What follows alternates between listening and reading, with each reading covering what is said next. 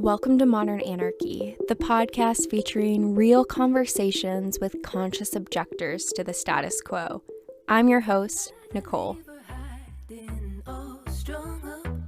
I tried to keep her quiet, but she's screaming outside of me. I tried to keep her hiding, oh, shut up.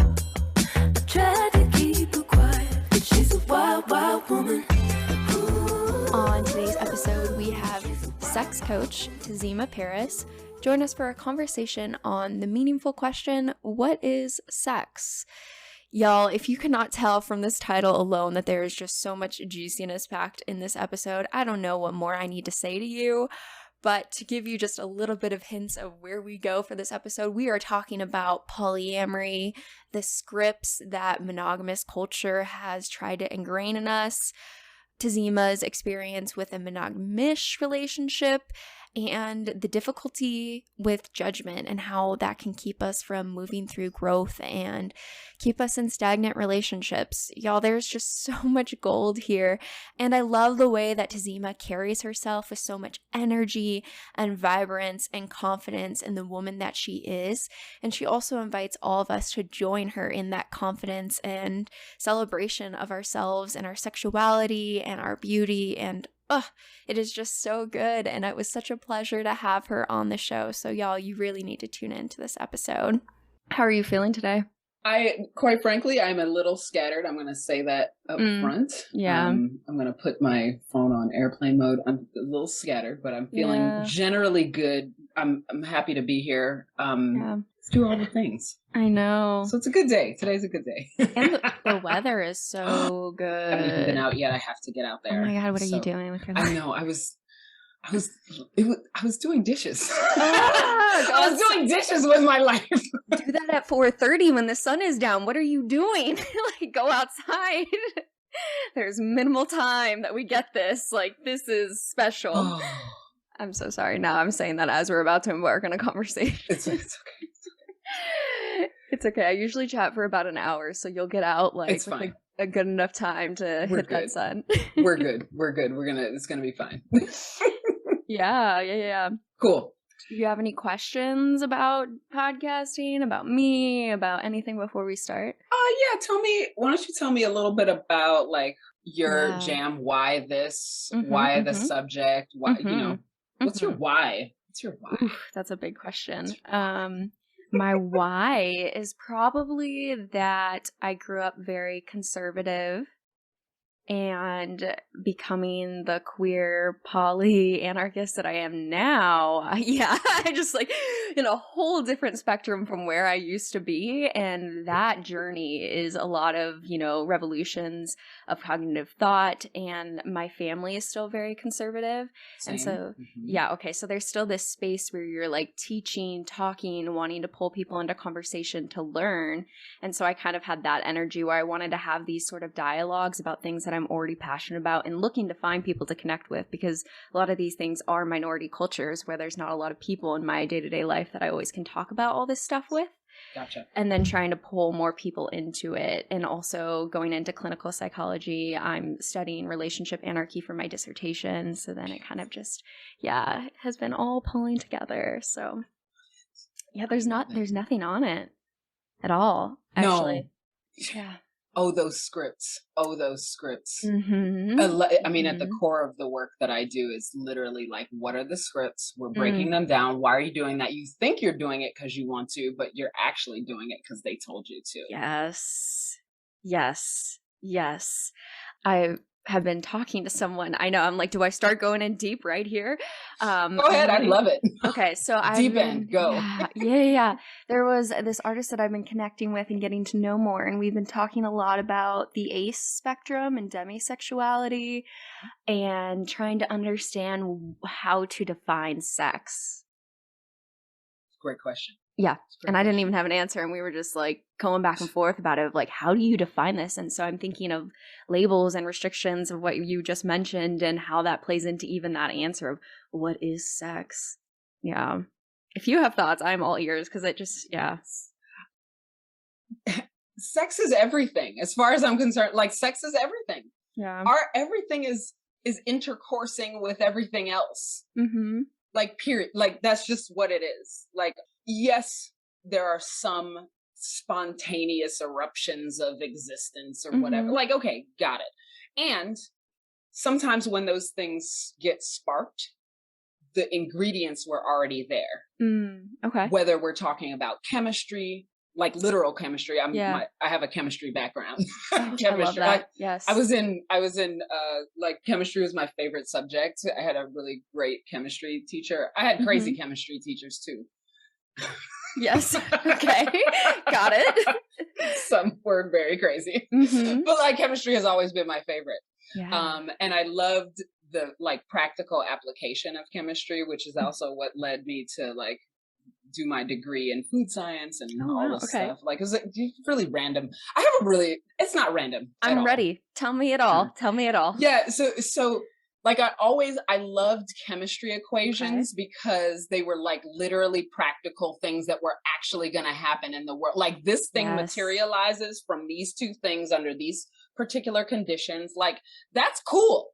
I agree. And so as I look at things like relationship or like, you know, a sexual encounter, whatever that is, which we'll get back to in a moment. Yes. or dinner, you know, or a specific grouping of people. Yeah. Anytime you bring elements of things together, there's relationship. There's some kind of relationship. Sometimes that relationship is really delicious and delightful, like my fancy tea. Right. Sometimes it's not so good, or sometimes there's just not enough of anything, like it's super watered down, or like you can't really tell. But, you know, if you add a particular ingredient, like I remember like titrations back in the day, like, like the color wouldn't change. Like you're like, drip, drip, drip, drip, drip, drip. And then like, I know. I minored in chem, so I'm with you. Like, yes. I mean, right? Yes. Or like the tipping point of like a conflict in a relationship. It's like tolerate. And then like something happens and you're like, I can't tolerate this anymore. Yep. So it's either it's a wrap or something's got to change or something's got to overhaul the thing. You know, on the one hand, sure, we can talk about genitals.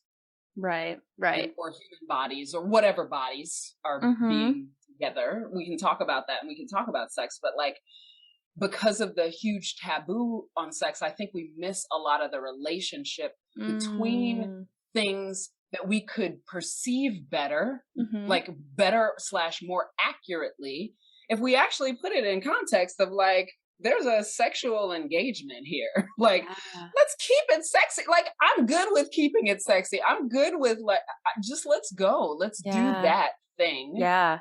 And be with it and like drop the judgment. Because really, sex wouldn't be a problem if there weren't any judgment. Like literally the problems around sex happen because judgment. Yes. And like, who creates the judgment?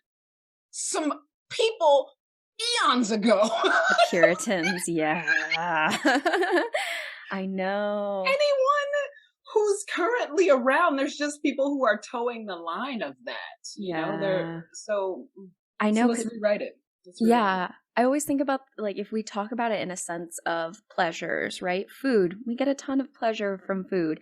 I have no shame telling other people this is the pleasure I get from this food. I love it so much. But then when it comes to things like sexuality and sexual pleasure, all of a sudden I can't talk about that sort of pleasure. I go back to I want to actually find the literal study that this came from, but it was a really old study I heard about at some point in my sex education, formal training, whatever. It was something where they had interviewed a bunch of men in the 50s or something, like a long, you know, many decades ago. Yes, gender norm. During a quote unquote conservative time. Woo. Yeah. So it was like 50s. It was the 50s. And so in this survey that they did, they asked these men, and I'm cool with it being men, like in this one particular case. Cool. Yeah. They asked these men, like, how off, or do you have abnormal sexual thoughts? Right. Great question, right? Yeah. Love that. Great question. Do you have abnormal sexual thoughts? Meaning like any thought that is not like heteronormative, like P and V sex. Yeah. 70% of the respondents said they had these abnormal thoughts about sex. And I was like, okay, if 70% of the respondents said they had abnormal thoughts about sex, that seems pretty, you just got a C, by the way. Yes. That's a great statistic in a study. Like, that's a huge amount. That's not abnormal. That's not abnormal. It's actually normal. Everybody's having freaky thoughts. Yep. Why? Mainly, mainly because sex is taboo. And so you think about things that you're not supposed to think about. Right. Especially when someone asks you about it. Right. And yeah, I mean, what was taboo back then, I think a lot of us now wouldn't consider taboo. It's definitely opening. I mean, homosexuality. I don't even know what was considered taboo back then. Yeah, anything other than penetrative sex probably was just... Well, between that and, like, the other thing that was happening at that time, have you read the book Sex at Dawn? You know what? People keep telling me about Please. It. And I think this is when the universe keeps telling me, I'm Now's like, okay, yeah, Sex at Dawn. I'm writing it down. Sex at Dawn. Do it. I mean, order it now. Order it now. Yeah, my professor told it to me, and now I'm getting it again. I'm like, damn. Oh, it's so good. Okay. Yeah. They talked about the beginning of the swinger movement. Yeah. In America, and how it was literally the Air Force dudes and their partners. Yeah, very fascinating. Interesting. Fascinating. Yeah. They also talked about, and they talked about it as a form of team building, like, and security within their tribe. So because it was such a high risk job, they were like, if I die, I know that my brother will, in arms will take care of my family. And they solidified those relationships with sex. Yeah. So swinger parties happened on Air Force bases in the 50s. Wow. Yeah.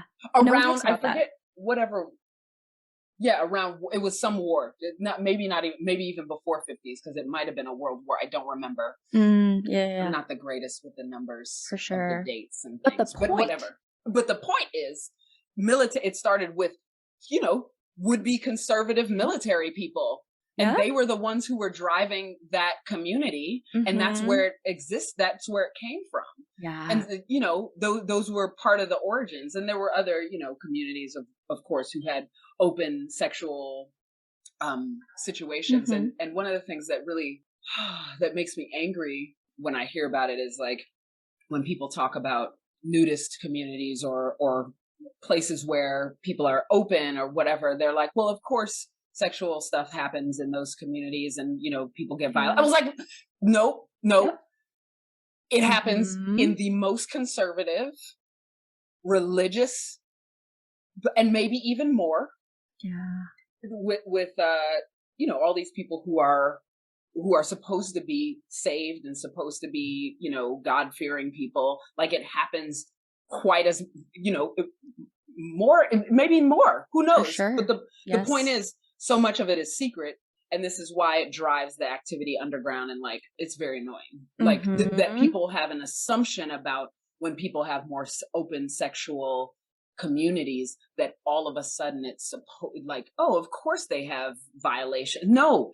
Yeah. Everywhere people are being violated. Right.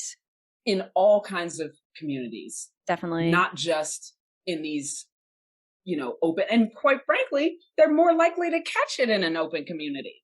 A sexually responsive and responsible community. What do you mean by catch it? Catch it, meaning when it's discovered or someone comes forward with it, they're more likely to have a conversation about it and address it earlier than in a more conservative community. Oh, like an STD or an STI? No, I'm talking about specifically if a violation has occurred. Oh, a violation, yeah. Of agreements. Because open communication is occurring. Exactly. Yes. And so there's probably going to be less damage, most likely, because for sure the people are having better conversations around it. Yep, exactly.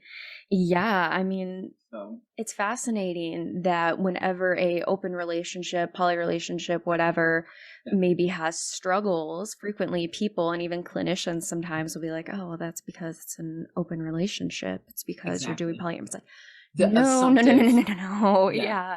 And yes, exactly. Assuming that the problem is in the relationship structure rather than maybe these inner dynamics. And it's like, if we can move past that initial thought, we could actually get to the important things of how to be in these relationships. But so many people just stop at that initial thought and blame it on the structure. Yeah. It's frustrating. sucks. Mm-hmm. Sucks. Yeah. I mean, from the research that I've seen, though, in some of the recent studies that come out, I mean, polyamorous relationships score some of the highest rates on relationship satisfaction. Mm-hmm. Yeah, they do. And a lot of that is because people are actually making the requests for what they want. Yeah. People, many people, when I was first coming back to Chicago, because I bounced around the country several times, kind of coming back and finally and like opening up, coming out of the closet as a sex coach. Yes, let's talk Because about there's that whole situation. As I was doing that, people kept assuming that like I was helping people in the kink community because they also knew I was active in the kink community.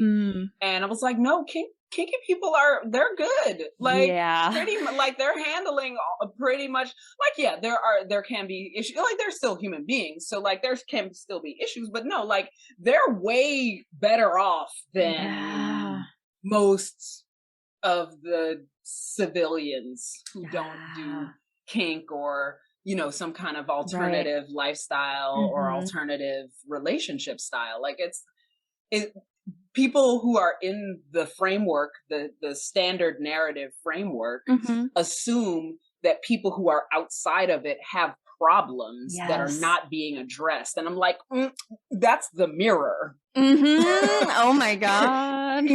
Yeah. There are many issues that you are ignoring that you're leaning on this framework to provide for you. And time and time again, you end up resentful and pissed off. Time and time again. And time again. So, I mean, I have a friend who's in a marriage and constantly complaining about like, oh, I'm not getting enough satisfaction, la la la. And I'm like, you could introduce a conversation about having agreements about seeing other people so that you can get your needs met. Like you could have that. You could have a conversation. Yes, it may not land well. It might not land well. But all this other stuff that you're doing, right? You're watching stuff. You're flirting with people. Like, I'm like, I know. I mean, you could actually get what you want. Right. There is a chance. Yes, there's a risk that it may not go well, but you might end up getting what you want. That's so hard. And I have so much empathy for the people in that space because, well, one, I've never been there, so I have no room to speak about what even that dynamic is like. I cannot even imagine how hard that conversation would be, and to recognize the whole social, cultural background that has always been telling all of us that marriage is the penultimate, a closed monogamous marriage specifically is the penultimate of happiness and satisfaction. And so to kind of acknowledge that you're not actually getting that, I'm sure a lot of people first think it's me. Something's wrong with me. I'm not doing something right. And I'm going to add on to what you just said about that it's the ultimate of satisfaction. It's also the ultimate in our society of respectability. Yes. And respectability, and it's the ideal state that says that you made it in the relationship part. Your money will tell you if you made it in the career part, and your relationship status and how longevity will tell you how well you've done in the relationship, according to these metrics, these random ass metrics. The challenge with that, though, that I find is that even for me, so I am a Black woman, identify as Black. I'm an immigrant to this country. I'm from a country that has a lot of Black people in it. So it's not a majority white you know, so I feel great as a Black person. I love being Black. Like I don't have any like desire to be any non-Black anything. Like I'm good. It's great. It's awesome. I love my culture. I love my people. Love being Black. I love the experience. Love our food also. Yes. Also seasonings, really great. Fresh, you know, vegetables and stuff. Anyway, my mom is a great cook. I love that. Anyway. Yeah, no, important side tangent. I'm a great cook as well. Anyway, so I was imagining, like, I had been talking to someone and we had been talking about like longevity and like, you know, having this legacy of your family. And do you know, in my mind, the ultimate vision of that was this picture popped up that was an old white man and an old white woman and their family standing around them. They were had gray hair. They're sitting there, you know, and their like whole like family is standing up around and behind them. And like, there's, you know, a young mother with the baby next to him, but the whole scene is white. And so it's not only cis het monogamous marriage with children. So it's also that you should also be white, convincingly white, by the way. There weren't any like dark hair, olive skin people in this particular, like for real, Northern European kind of situation.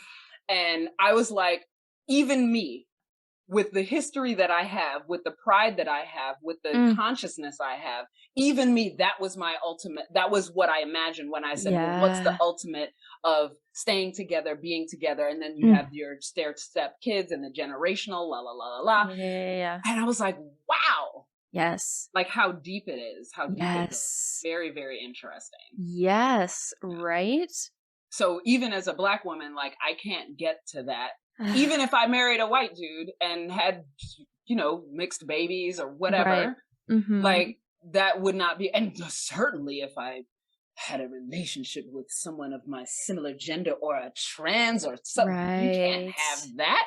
You don't get to have that. That is like, there's like a glass ceiling that you can't penetrate in order to be accepted by the general society. Yes. Like it just can't happen. And that shit is crazy. Yes. And it's crazy. Yes. And I appreciate you acknowledging that even knowing your value system and how strong you feel in that, your own internal sense of what is picture perfect is being shaped by this society and culture. And it seems almost like to a degree that we don't get a choice in that. Yeah. And so for me, you know, do I sit around? I mean, I'm a professional. Yeah. I mean, this is my work. Right. And I have been committed to personal growth for decades now, you know, so what do I do with that? Part of what I did with that was I was like, well, let me take a look at what's my thing? What am I up to? What do I need? What do I desire? No, for real. Like, am I wanting a particular way of being because I really want it? I called everything into question. Yes, good. What is it that I really desire? And I started crafting this list, and there were some things that were non-negotiable on that list. And so of my non-negotiable things, I can now say for certain, like, I'm not a monogamous person. Like I'm not monogamous. Like I'm always going to have some version of openness, even in my, you know, monogamous, you know, I called my marriage, the last marriage that I was in, like I've been married 2 times. My last one was monogamish. And literally what that meant in that situation was that we would talk about people who we were attracted to. We didn't act on it. Okay.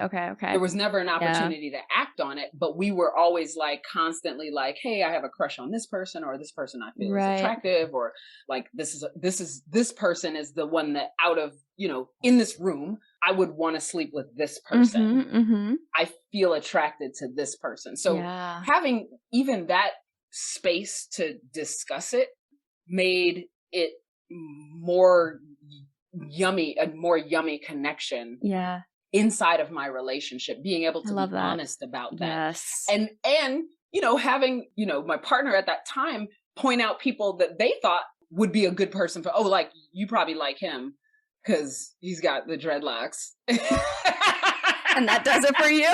And like, sold. Like, let him go ahead. Let him have dreadlocks and be a slim dude. Ooh.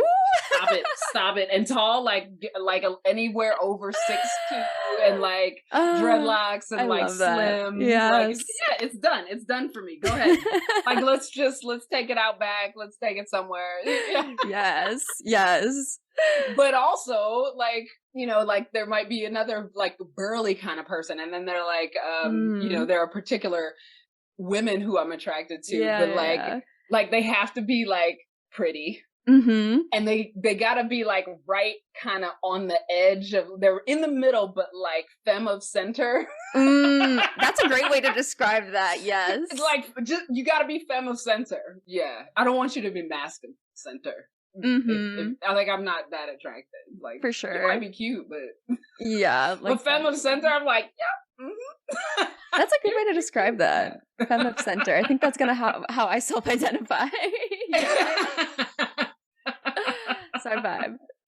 Yeah, so just being aware of that.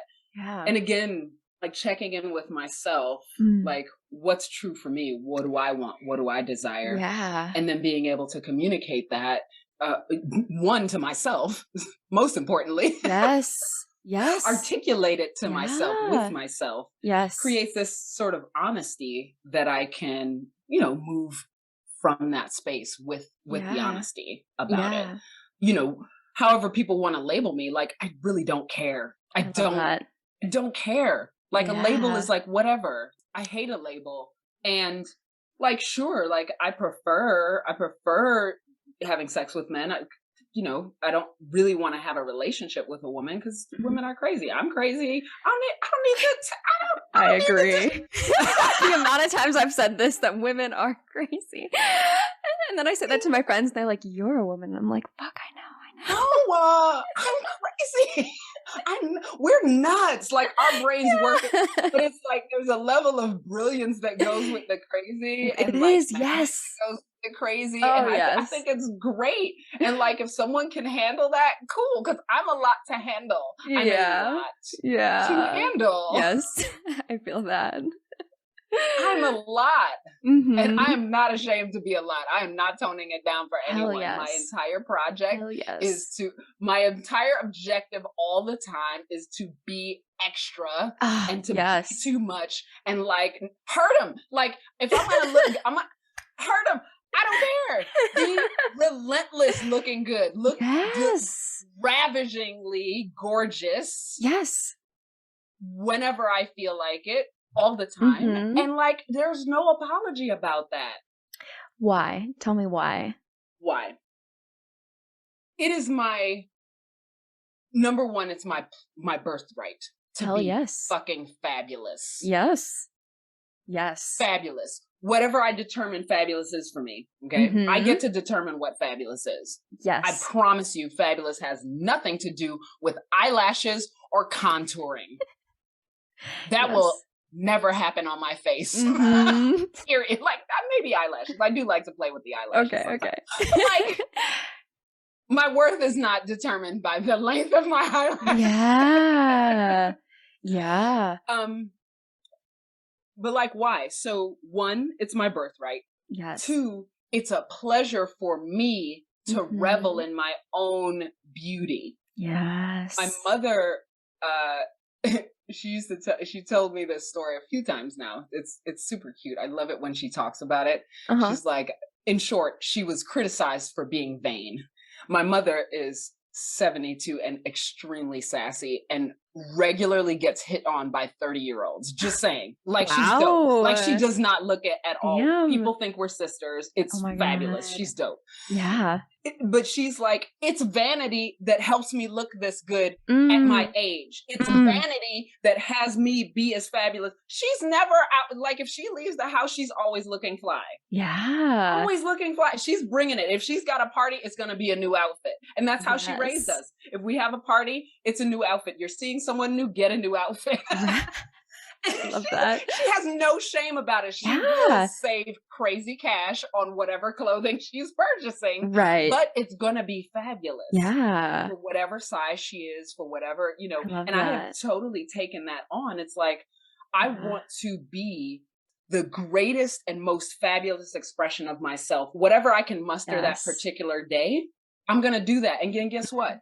Then I get to spread my pussy glitter all over the world. Yes. Hello? Like, and then I'm doing a service you are. to the world by showing up as myself. Yes. The more authentically I can show up in the world, the more that I can do that for others. It's very similar to the to the Marianne Williamson quote about, you're not serving the world to you're playing small is not serving the world. No, it's not. Yeah. It's not. Yeah, and pussy glitter is contagious. That energy, the second it starts, you're like, hell yeah, I know. And glitter is the gift that keeps on giving, so. And it just stays on you forever. You can never get that shit off, actually, so. But seriously, like, you feel that energy. I'm even feeling it with you, right? It is a dynamic that you create in these interactions of the energy that you bring. And so, yeah, you're creating that when you meet people, and then they disperse that. Right. Yeah. Totally. And I'd rather be spreading pussy glitter than jaded, shitty, everything's terrible. Like, and there's no judgment. Awareness raising, absolutely. Like, let's do it. And quite frankly, when I talk about such things, if I'm going to talk about things that are challenging, it would behoove me to feel as good as possible, as well as possible, as healthy as possible, as radiant as possible. It's going to serve everything that I do when I feel radiant. Yes. If I feel radiant and fabulous, it's going to serve everything that I do. Period. Yeah, certainly. I think for me, when I try to take on that energy, I get a little, I just feel like I'm being vain. Like you said, and with your mom. There's the judgment. What's the judgment? That I'm being self-conceited to love myself. Yeah. Oh, but then everyone's saying, love yourself. I agree. Like, how do you do it without being a little vain? Like, hello. And who decided that, by the way? Like, the vanity that comes down from all of the, patriarchal, la la la. But who wants a beautiful wife, though, by the way? Exactly.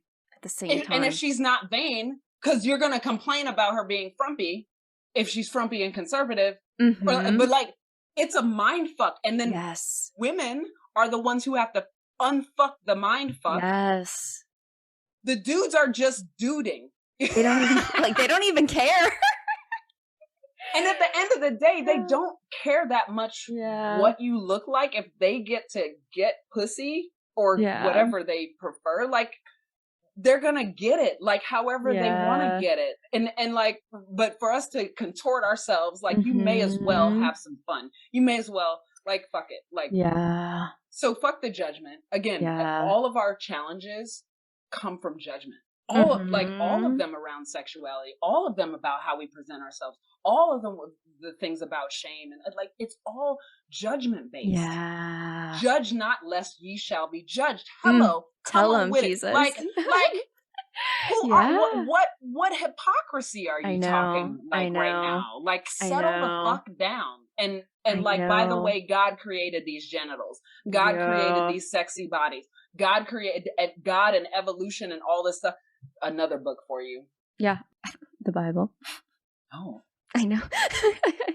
Sex, Time, and Power. Leonard Shlain. Okay. And he also has another one called Alphabet versus the Goddess. Interesting. Okay. Both of them are fascinating books. Fascinating books. Like, if you want to get into it, like, oh my goodness. Oh my goodness. Sex, Time, and Power.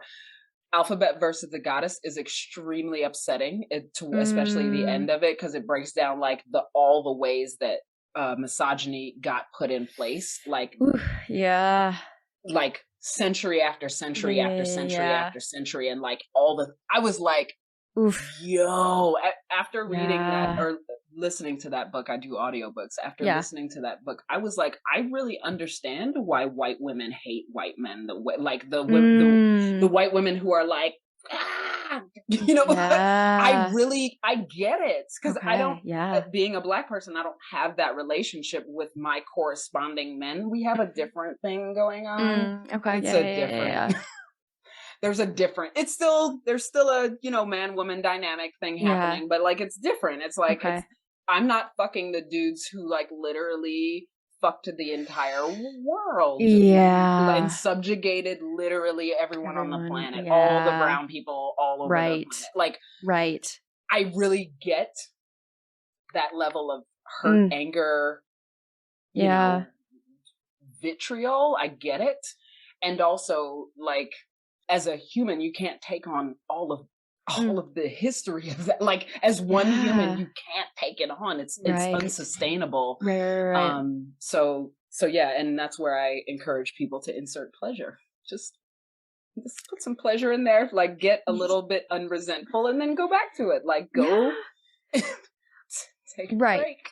Exactly. Take a break and play. I mean, the reality is, in my religious and spiritual opinion, we get one shot at this life and we're all going to die, lest us forget that important piece, right? That we are going to die at some point. We will.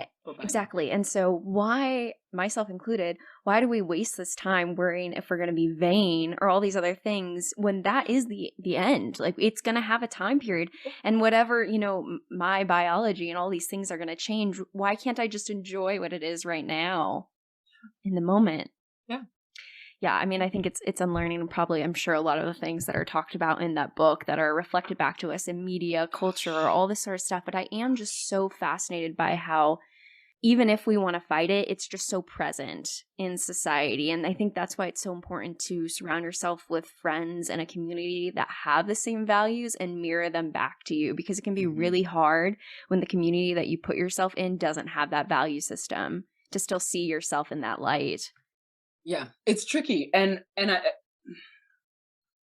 in one of the personal growth, I've been doing personal growth since like 99, 2000. Yeah. So it's been a long time.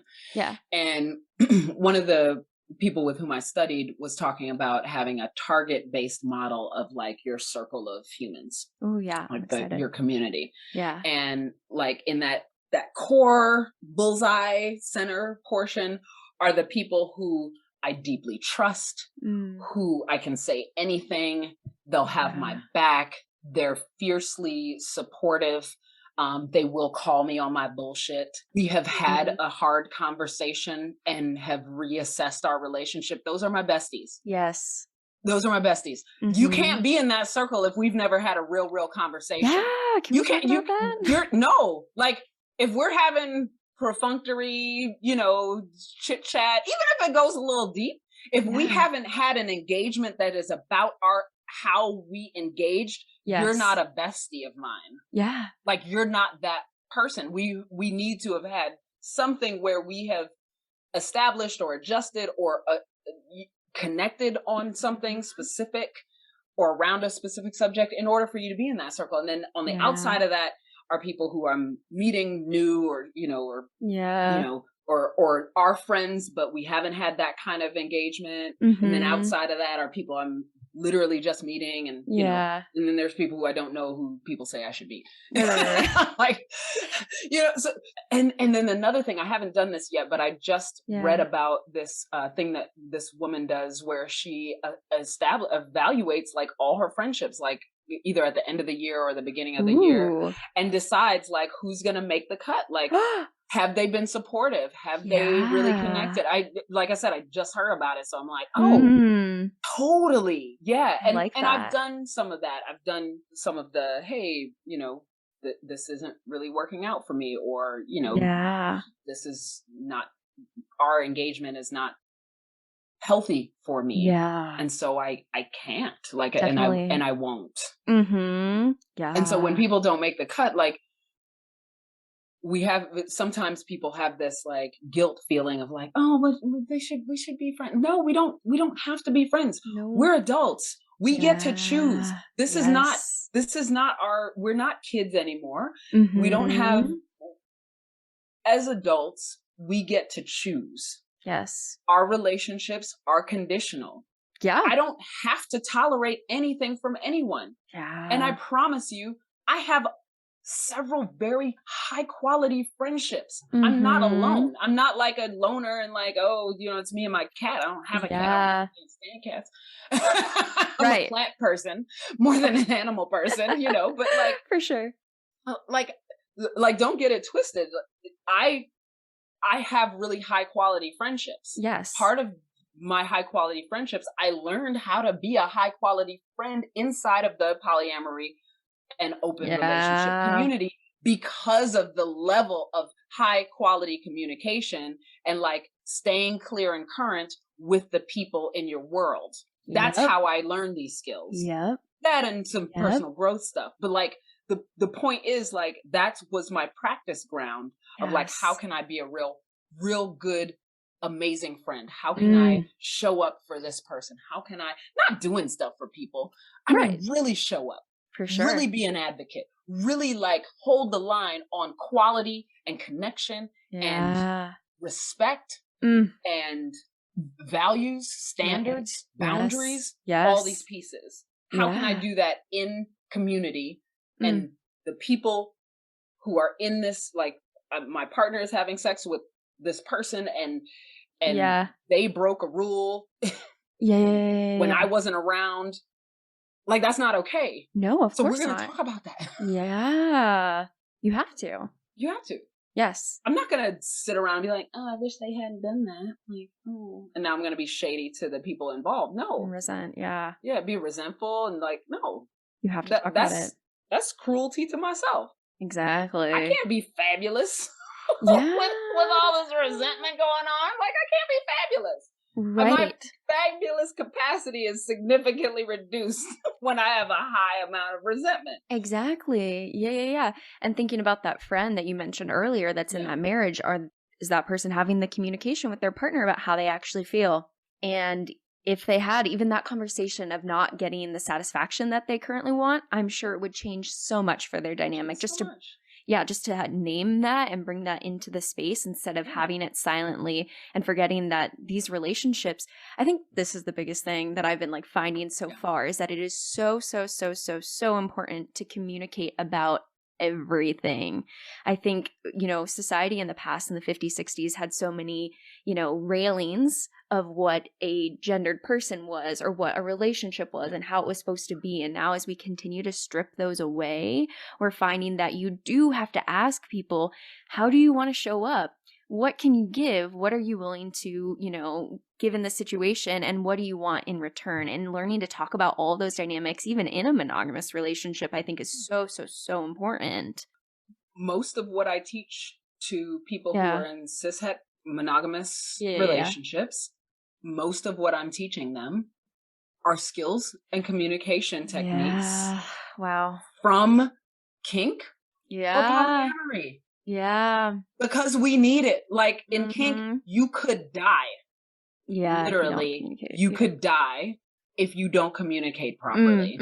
Yeah. Period. Or be severely injured. Like it is super critical that you say, this rope hurts. It's too tight.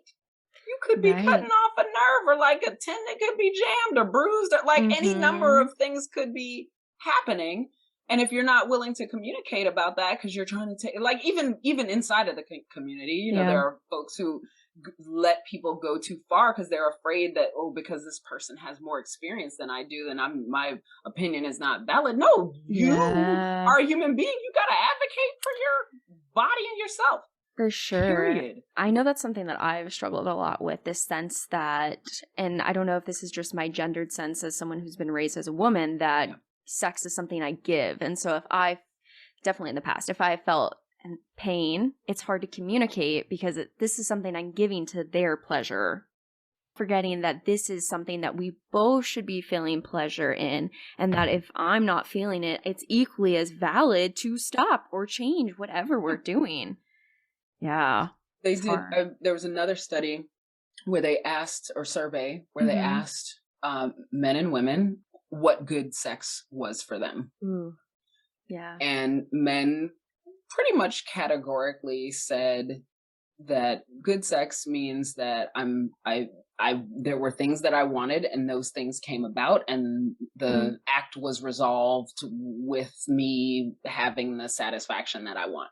Yeah. Resoundingly, Oof. Women responded, sex that doesn't hurt. Oof. Shit. Yeah. Those are leagues different. Yes. And when your standard is not pain, when good equals not pain, all other sex is painful? Yeah. And that's terrible. And why is it painful? Yes, sometimes there are medical things that are going on that are pain related. I got it. And thankfully there are professionals who can handle that. Unfortunately, there are not enough professionals who can help people with that. But pain during sex doesn't I believe at least 90% of pain during sex can be shifted by the woman knowing her body and being fully turned on. If you're fully turned on, all your nerve endings shift. Full blood, full engorgement, fully activated body, you're in a totally different place. Yeah, definitely. Yes. It's a totally different location than I'm doing this like it's a thing that I'm giving to you. No. Exactly. And then the other thing about giving it away or losing it, sex is not an object. Yeah. It's not a binary like I was interviewed one time and we were talking about virginity, and I was like, virginity is literally for women or for girls. Virginity is literally before dick and after dick. Yeah. Like what? I know. What? Exactly. Because like if you're not having sex with a dick as a female gendered person or a person with vulva, like when are you not a virgin? Exactly. And I loved there was a response that I heard about from a woman who had not had sex with men. They were like, you're not a virgin when you are when you have an orgasm with another person. And I was like, but even that, I mean, but at least that's there's better. like, it's something you can work with. Yes. Like, do you see what I'm saying? Like, it's something that you actually could potentially have, not just if someone stuck something in you. For sure. Yeah. So my ex had never had sex with a penis, and so it's like, she didn't consider herself a virgin, and I don't think she should. I mean, I don't think that would make any sense. It would invalidate all of the queer sex that she's ever had. Exactly. I mean, and the world is a better place. The world is a better place when more people are having orgasm, period. Like, let's just more people with orgasm, more people with sexual pleasure. Not even the pressure to have orgasm. I'm saying have orgasms because they're good, not because you're more valid because you can have one or multiple. Please understand, it is literally like, are you accessing your body's capacity for pleasure? I'm an advocate for that thing. Right. Exactly. So I think that's why I want to bring it back. Yeah. What is sex? I feel like sex is anything that's sexy. Like, okay, yeah. I mean, when I think about like what sex could be. Yeah. I mean, because I think about worship kink or like financial domination. And so I'm like, okay, like those things don't even necessarily involve genital contact all the time. Right. So is that sexual? Like what? I've had the hottest makeouts. Some of the hottest makeouts that I've had in my entire life was when we didn't have any genital contact. Right. I'm not saying that sex or fucking is not awesome. I'm saying it was a hot makeout. It's a really hot makeout with so much tension. That is very sexual. Yes. Even though, quote unquote, we didn't have sex. We didn't have P and V or penis and vagina sex. Like, who cares?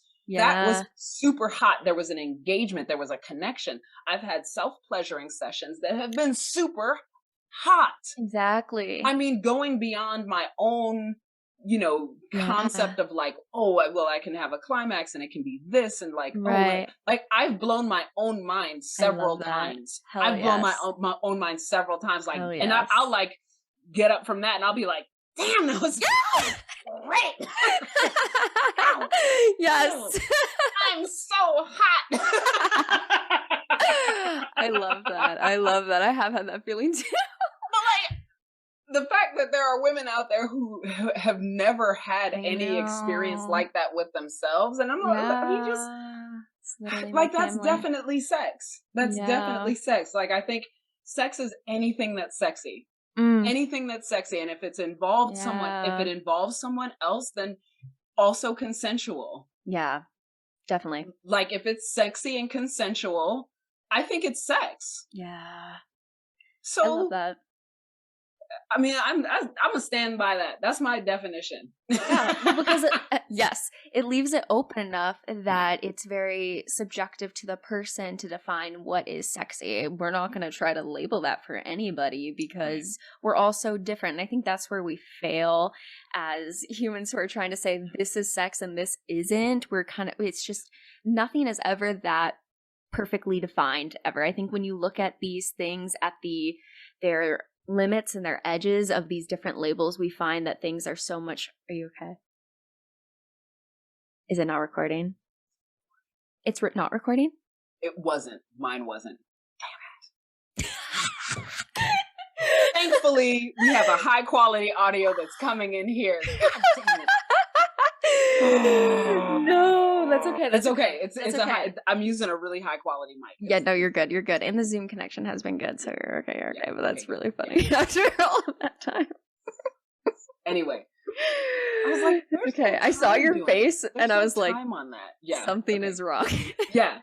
So yeah, I think anything that's sexy and consensual is sex. Period. Yeah. No, and I love that. Let it be open. Yeah. No, I love that. I want to leave space for if there was anything on your mind that when you came into this conversation today, you really wanted to hit and really wanted people to hear. Is there anything that you feel lingering? This is something that's really come up for me, and it's going back to the to the white family model that I talked about earlier. Yes. I want to talk for a moment about longevity and breakups. Ooh, I'm interested.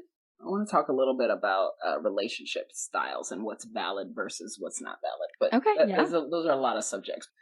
The only thing I have to say about relationship styles, I want to validate whatever people want to call their relationship. Yeah. I think it's fine. I think lover is just as valid as spouse. Yes. Is partner, is nesting partner, is, solo poly, no partner. Yes. Every relationship style is 100% valid as long as everyone in the situation is actively, consciously doing it. And most people are not actively, consciously doing whatever monogamous situation. They're not active and conscious. No. Primarily they're going through the motions and following a script. And when the script don't work, they're fucked. Yeah, internalized monogamy. So that's my PSA on that. Yes, I think that is everything's needed. Valid. Everything's valid, y'all. Like, let's get it. Longevity and relationship longevity specifically, and loyalty and what people tolerate. I really can't stand that people feel bad about breakups. Ooh, tell me, because I just went through one. I hate it. I hate it. It's like, as long as you've gone for a certain amount of time, which is arbitrary as fuck, by the way. Right. Super arbitrary. Right. You've been doing the thing with the person. Y'all have a particular dynamic. And if the dynamic is stable, there are a lot of stable, unhealthy relationships that are extremely long. And unhappy, yeah. Well, and I'm not even going to say unhappy, because some people who are in those situations are happy with that situation. Yeah. But they also don't know that it could be any different. There are some people in those stable, unconscious situations that, because the rails are taking them in the direction that they want to go, they're like, I'm fine. We're on the road to 50 years. So like, that's more of what's important to them. And they are actually happy with the number of years that have passed, not necessarily in the quality. And so we're biased as fuck. We want the quality. We want the connection. Like, I'm hearing that in the way that you're talking. I know that I want that for myself. For sure. And so not everyone actually does want that, because they don't want the work that goes with. Damn. They don't want the work. Yeah, it's a lot. Because it's a lot. It's conscious, real work where you don't have any rails. Yeah. There's no net. This is high intensity engaging. Yes, it is. There's no plan, there's no script, there's no things that you can figure out. Like, okay, so please get that just because you happen to be in a stable situation, abusive relationships are stable. Ooh. They are. Yeah. They may be volatile, but they're extremely stable, because one person is playing one role and another person is playing the other role. And there is a part of it that they are agreeing to participate by continuing in this way. And it feels comfortable and familiar because you know what that is. Exactly. It's familiar. You know it. And this is, I want to be 100% clear that I have no judgment about people who are in abusive relationships. I have experienced abuse in relationship myself. It can be extremely difficult to extricate oneself from that situation. So I get it for myself. I have empathy for that situation. Of course. And the structure and the codependence inside of that dynamic is what helps it to continue a long time. Similarly, and by the way, everyone's codependent. Like, I don't have any delusions that, like, somehow because I've done 20 years of work that I'm not codependent. No, like, we're social creatures. Everybody's codependent to some degree. Exactly. Yes. But are you conscious about your codependence? I really like it when I say good morning to someone and someone says good morning back. Like, I like it when someone responds to my motherfucking text. Like, exactly. Within a reasonable time frame, please. Reasonable time. My moments, like, I panic. Yeah. So like, whatever. So no judgment. And let's really consider why do breakups suck so bad? Breakups suck so bad because judgment again. It's judgment. It's always like, I didn't make it work, or this person is an asshole and they made my life so terrible, or like, la, la, la. I bless every past relationship I've had. Every engagement I've had and all of the sex that I've had have been inside of a relationship, even if it's been a really tiny relationship. One day. Like, it was one day. It is a relationship. That was the only time that I had sex with that person. Like, and I don't, like. Yes. And again, no judgment on myself. Like, whatever. The point being is, I am relating to another human. Yes, exactly. And a breakup or the ending of that thing that we had, sometimes that's what's supposed to happen. I got what I needed out of that situation. Yes. I learned something, or I had a particular kind of experience. I bless all of those experiences. I'm grateful for all of those experiences. I'm grateful for the pain of those experiences. I mean, some of this is because I'm a Capricorn. Like, I get it. Like, I love the hard shit. Yeah, for sure. Saturn is my planet. Saturn goes hard, Exactly. Yeah. Saturn's like, I got rings. What? Cause and effect. Like, fine. Like, I'm like, okay, cool. Like, some shit is like, it's very, I love Tim Burton because, like, oh my God, like, they're heavy. Okay, like, yes, I know you now. Right when you said Tim Burton, I'm like, this is a whole picture of who you are. dude. Like, it's for sure. heavy, it's ponderous, Yeah, definitely. I love it. It's great. And I also know that because of all of that, like sort of understanding that sometimes life is going to be hard. Sometimes things are going to be challenging. Sometimes I'm going to need some support, or, I'm going to, a particular kind of experience I'm going to feel some kind of way about that experience. And that's fine. Yes. But if we could just break up with people or have the breakup happen without the judgment, it actually wouldn't be that bad. And we can get to the part of like, what did I learn from this? Or what do I need to know about my experience with this person? Sure. We could get to that a lot faster. And then we could adjust our preferences. Because that's the other thing the other gift of relationship is that we get to define and see our preferences. Like, I thought that was what I wanted. And like, I had to go through that particular experience to see what that was actually like. Yeah. And now I can update. I can update my preferences. I can update and say, let's go for it. Yeah, I want to do this, that, and the other. I want, I want this instead of that. Like, it's great. This is a great opportunity. Mm-hmm. And can you feel like how, if you don't have judgment about like, we didn't make it, how that's just so available? Like, what can I get from my experience that was actually supportive of who I am today? Right. And you could just go straight to that. Yeah. Yes. I agree. I totally agree. I think that is so important. Once you let go of that judgment, that's holding all the rumination, that you could use that energy to grow and go into a next phase, because the reality is the relationship's over. Like, ruminating on the past and why or all these different things is no longer serving us in our ability to move forward.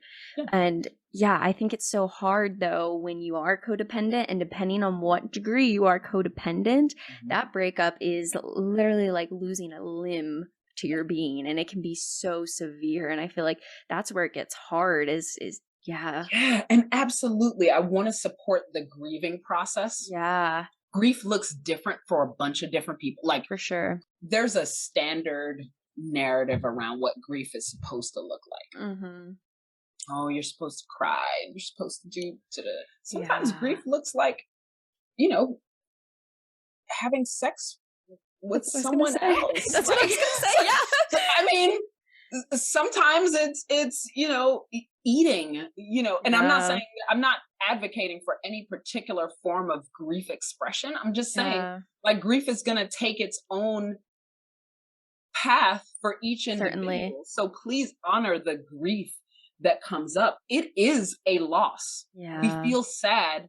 The purpose of sadness, the emotion itself, the purpose of sadness is to slow us down so that we can come to grips with whatever we lost.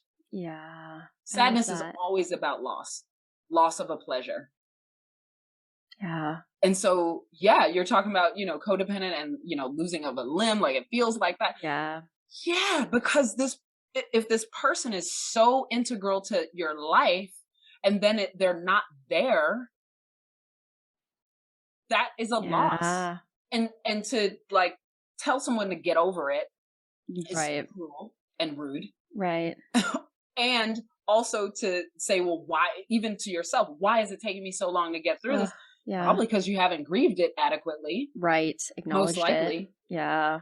And one thing I want to say about emotions here is that emotions are always finite when you give them time and space.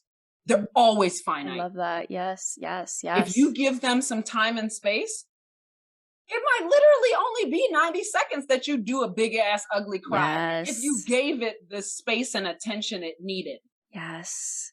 But it will take 17 years if you keep sticking it into your bitter basket. If you stay in that anger space of like this, and you're, saying all the things and colluding with people about it and how terrible it was, you can be there indefinitely. But if you just cried about it, or whatever your grief looks like, some people don't cry.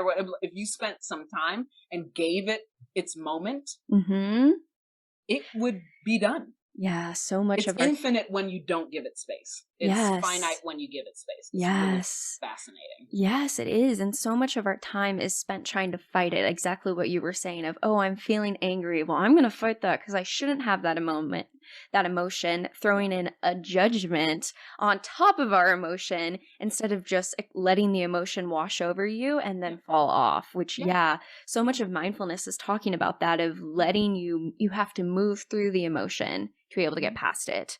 We can't just prevent it. I also really like ritual for that reason. And when I say ritual, I am using the broadest sense of the word. I don't have any prescribed, things.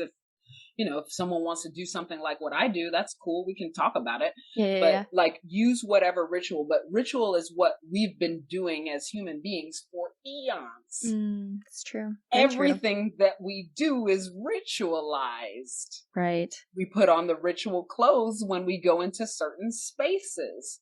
Like an office. You wouldn't wear your workout clothes necessarily unless you're a trainer. To go to an office job. Right. Okay. So it's all ritualized. We're already doing ritual in our lives.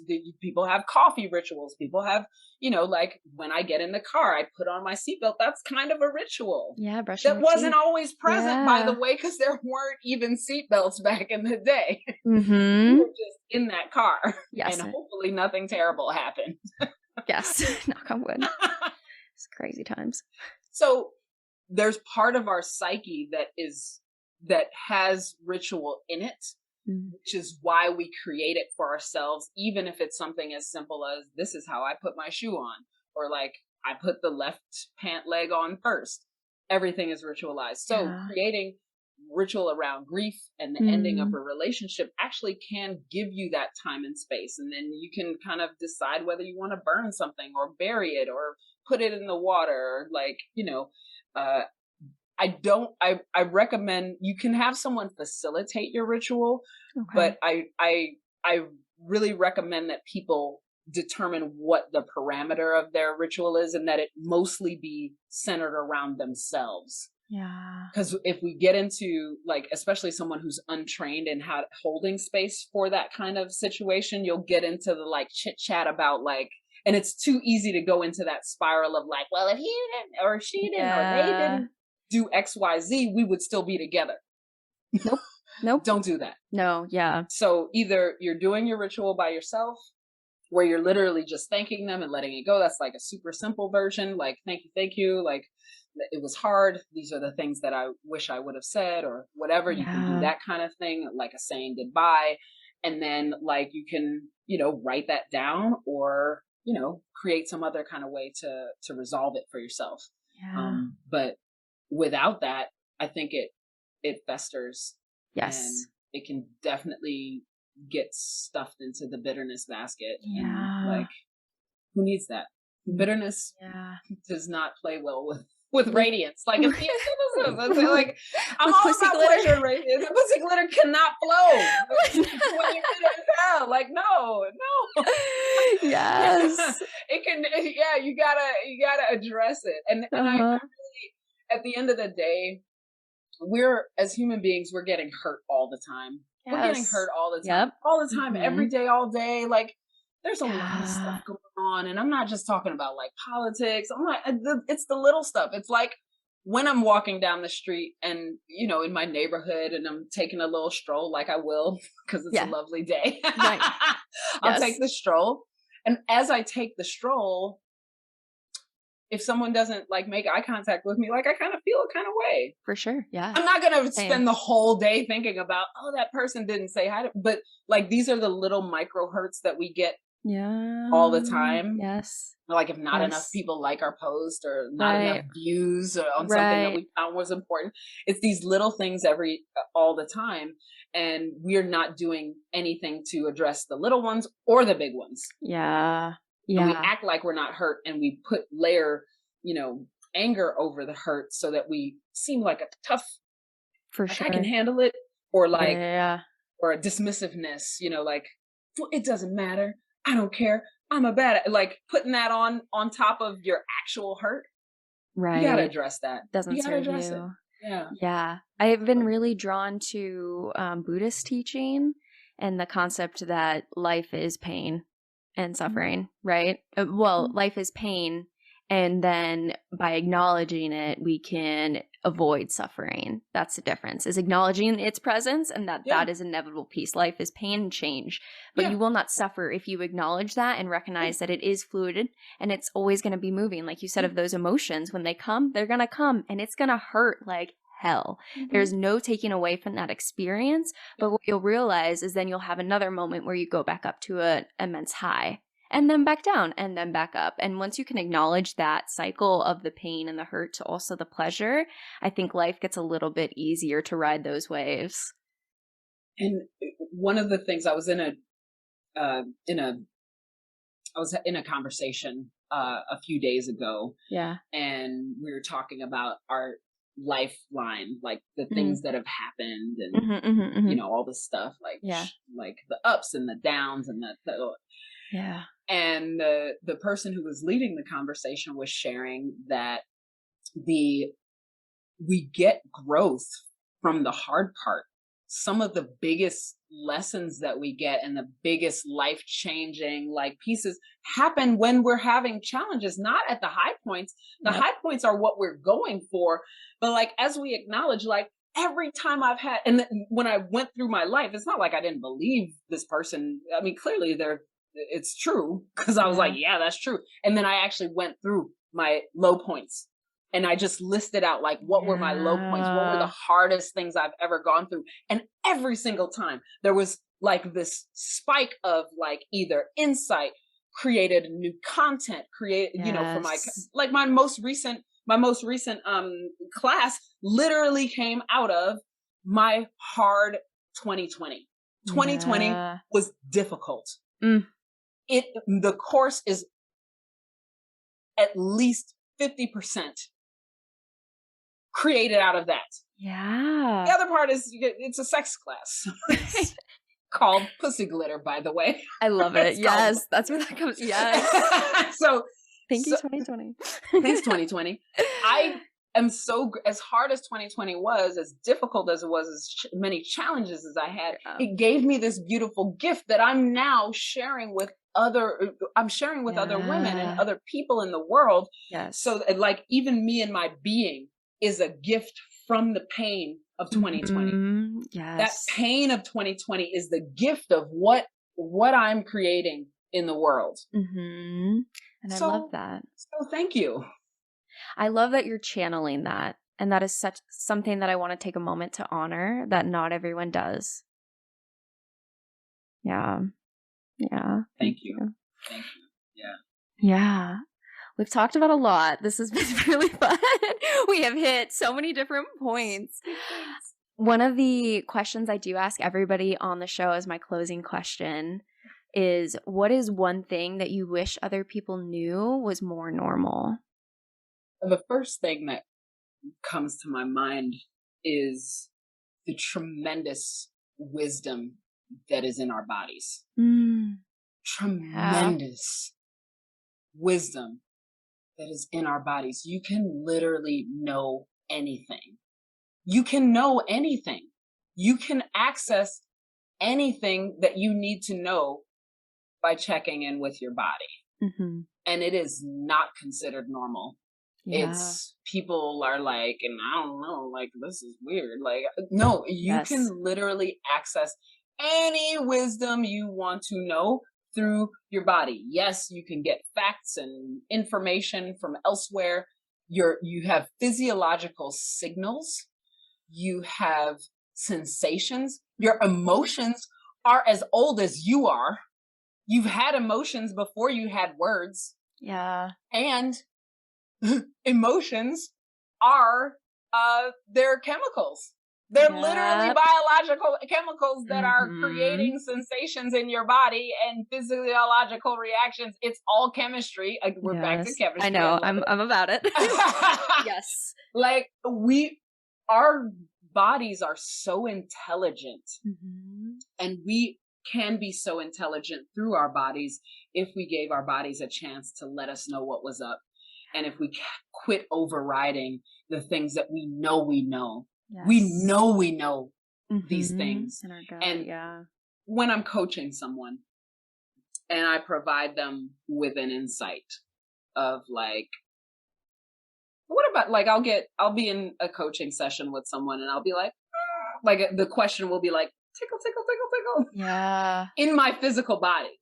I'll Yes. get like a tickle in my physical body. It won't be words. It's not words. It's a sensation that says something about an emotional state that I have experienced. Because we're these energetic beings, and the Zoom doesn't matter, promise you. If you're there, Yes. if you're there with someone, you're present with them and you're present with yourself, you can tune in through your body. There's tremendous wisdom, and then you won't have as many questions. Should I date this person? Should we have sex? Should I do this? Should I wear that? There's less questions. There are fewer questions because you already know. Right. And you don't have to smack your forehead. You don't have to face palm because you've listened to yourself. Yes. And it can be guidance for absolutely anything. Yes, I'm a sex coach. Yes, I'm a pleasure mentor for the ladies. Yes, I'm doing all this stuff, you know, with raising awareness. But like literally my outfits, I feel into my body to choose what I'm going to wear. I feel into my body to say, well, what hairstyle do I want today? I feel into my body to say like, what's next on my agenda? Like, yeah, my agenda, like I have my calendar, but like, there's also like when I have unscheduled time, when I do what I feel in my body is the best thing. Usually things turn out great. Oh, for sure. I'm in the right place, right time. There have been times I've been driving in my car and I'm like, what? Why am I going this way? Like there was one day I overshot the places I was going 2 times. Oh God. Like two different places, by like a lot, like several streets, like a good mile. And I'm like, why am I going this way? I go, okay. And I end up like just walking back to my car. And then like an old high school friend drove by and like stopped, and we end up standing on this street corner talking for like 30 minutes. Yeah. And I was like, oh, like you're the reason why that all of that happened. Stuff was happening. Exactly. Or like turn left here. It happens a lot in my car when turn left here. I bumped into another friend, like who was just getting into their car. Synchronicities happen all the time. Yeah. So there's tremendous wisdom. You don't have, as much as we can go to the internet for everything. Yeah. You can't go to the internet to know what's happening in your body, and the body knows. The body knows. The pussy knows. Your genitals know. Your whatever you have in your you're a well-tuned. No, not everybody's well-tuned. Your body is tunable. Yes. To a greater wisdom. That you don't have to study outside of yourself. Yeah. There's so much truth there. I have a whole Post-it note wall above here that I just have to pull one of them off because it literally says, listen to your body. Like this is like one of my values. Like it's up there. Yeah, no, I think it's so key. Yes, and so often society is pulling us away. Our to-do list is pulling us away. All these different things that to like slow back down and listen. I also teach yoga, so I think that's where I taught yoga too. Okay, I really connect with this. Where when you listen and slow down, you can find so much truth in yourself. Yeah, and it starts so early with us uncoupling from our sensations as young people. Especially when, you hurt yourself and the parent says, you're okay. You're like, fine. No, I'm hurt. Like this hurts. Like this is the most hurty thing I've ever experienced today. Right. And even the breakups. Yeah. When you were talking about that, like we have research showing that these sorts of things produce the same pain response in our brains. So yes, it feels very physical. And so to acknowledge that, again, we're coming back to that same space of acknowledging that pain, acknowledging these emotions, and that allowing you to connect back to yourself and find the truth that only you can know by being present with your body. Yeah.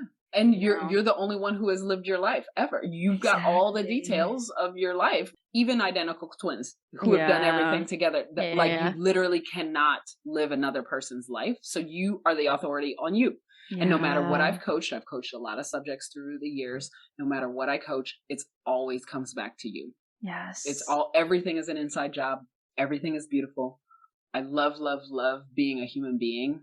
I love it with all the pain and all the awkwardness and all the sexiness and all the complexity that it not is. Knowing and the anxiety. I love it all. I love it all. I embrace it all. It's all so rich, and like without all those seasonings, like it would just be boring. It would be. It would be. Yeah. That's such a lovely way to close. I love that so much. I totally agree. It has been such a great time having you on the podcast and just getting to hear and probe your brain on all these different topics, and you brought such a fun energy. Thank you. Yeah.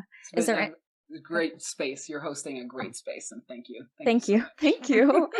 Is there anywhere that you want to plug if people want to connect with you or find out more about your work? Yeah, the easiest way to find out the most about me is on my website, infiniterelating.com. Yes. And you can also follow me on Instagram. That'll be like a little more updated / current until I get my assistant, which is coming. I'm getting an assistant soon. Manifesting. Yes. Yay. And yes, so Instagram is where I will most often post new things and all that. So Instagram is Tazima Paris. Instagram, that's Tazima Paris. And then, and infiniterelating.com. And you can find out about Pussy Glitter if you send me a DM if you want to know about all that. I also am offering VIP days. They're called the Queen Up VIP days. So love it. Yes, I generally tend to work with cis women, not necessarily hetero all the time. I identify as queer / whatever, hetero flexible, whatever you want to say, whatever labels, right. And polyamorous. And I find that people have challenges around how to be with their sexuality and how to be with the power that is contained in having a body that has a vulva. Yeah. If you have a vulva and a clitoris, we have crazy amounts of power. Yes. Ridiculous amount of capacity for pleasure. And these are all the things that I talk about. So people who come into my course or with my work are engaging. They're going from being resentful, overwhelmed, that kind of thing, to being empowered, because you cannot be empowered by anyone except yourself. Right. And quite frankly, the powerhouse of our bodies is our sexual energy and our sexuality. Like that is our power. So if you can get to that, this is what I teach. This is every day, all day. Everything else is gravy. Yes. Like if you can get this part, everything else is gravy.